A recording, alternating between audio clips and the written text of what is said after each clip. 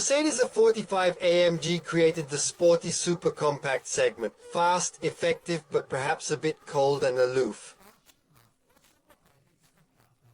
The new AAS still raises the performance bar, but its real trump card is something else.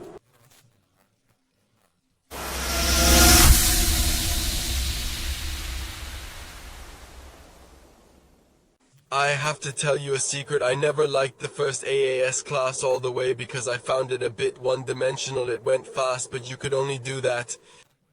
It's true, I liked it so much aesthetically, it had incredible performance. However, it had an all-wheel drive system that didn't allow you to play around.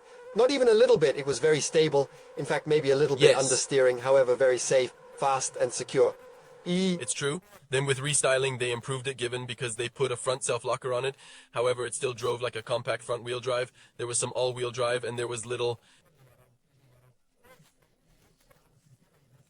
In fact, there is also a drift mode, but then we see it specifically. But what is important is that this AMG AAE has an all-new car.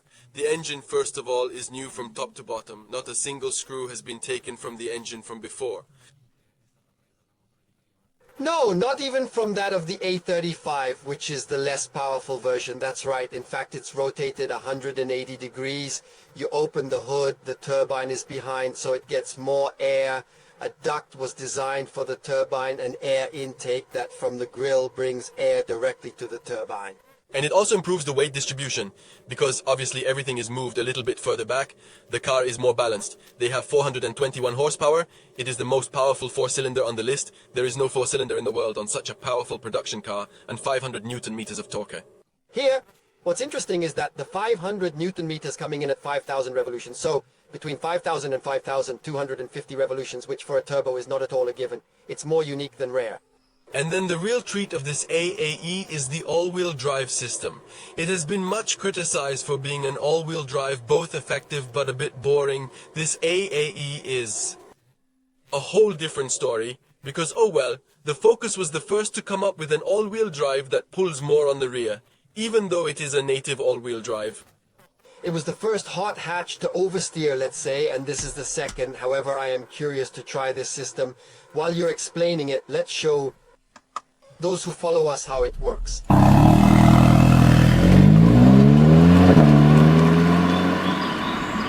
There is a center differential, and behind that there are two clutches that distribute torque even up to 100% to each individual wheel. Together there is also a torque vectoring that helps a lot during the insertion and the downshift.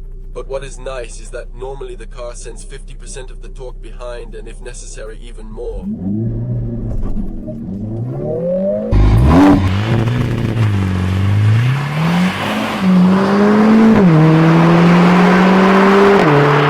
We start from 0 to 100 in 3 seconds, 9, 270 kilometers per hour, self-limited top speed, by the way. Now I have to say that it has performance that is crazy. 420 horsepower starts to be really a lot on a Mercedes Class A. Here's the 380 horsepower of the old one. It's not that it seemed low, however, the engine was a little hollow, a little flat. This one is much fuller at all RPM, and it's explosive around 7,000 RPM. But what I like about it is that it has so much character. I explained, it's not the turbo that has so much crazy torque and then goes to die. It has a little bit of a spirited character. The red zone, the limiter goes up to 7,200 revs, and then it's progressive. I mean, the higher you go above 5,000, between 5 and 7,000, it really pops. Yes, you can hear it so much, a nice raw noise. So much also worked on the gas, but do you hear it? There, in race mode, the car sends a lot more torque to the rear. And you can see so much of it. Beautiful. I mean, you can close the corners with the throttle for sure, and that's the second one. In sport mode, the all-wheel drive system works a little softer, both in speed, but especially in distribution. It's a little bit easier. Race, I have to say that the system is very, very aggressive and really allows you to put it sideways. What's crazy, beyond how it transfers torque from the rear, is the cornering and the understeer resistance, because the old A-Class I remember when they forced it into insertion, it always went a little bit understeer. They didn't like that. This one has really aggressive insertion, but more importantly, it has cornering that the previous A-Class darkened. It turns on itself. It really turns on itself. When you are going through a curve and you think you have no more steering, she still closes. So I have to say that compared to the old one, the difference is abysmal. One, because it is really much more effective. Cornering, speed, acceleration, braking, and two, because you can finally even have some fun, like one of those all-wheel drives that gives more to the rear, a more complex system, as we said, with torquey vectoring, but very effective. And in short, the pictures speak for themselves. Exactly.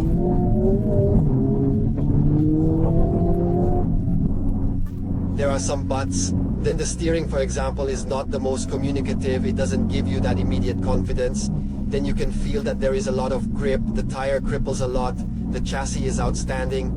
I would have preferred something a little bit more communicative, let's say. On the other hand, I really like the gearbox. It doesn't kick down in race mode. Crackling in a civilized way. Here, I maybe remembered a more crackling one than the old one, but maybe I'm remembering wrong. Here it is with this good steering out of corners. Well, I must say, when you find a right turn, it becomes difficult to contain yourself. Yeah, what about this one? It's always the right road. But I would say this is my time to try it.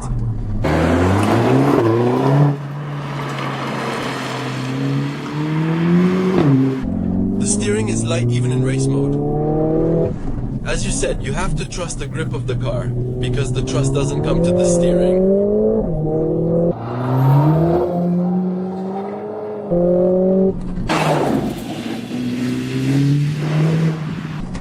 Also crazy how the rear end follows in corner entry, which it didn't do so much.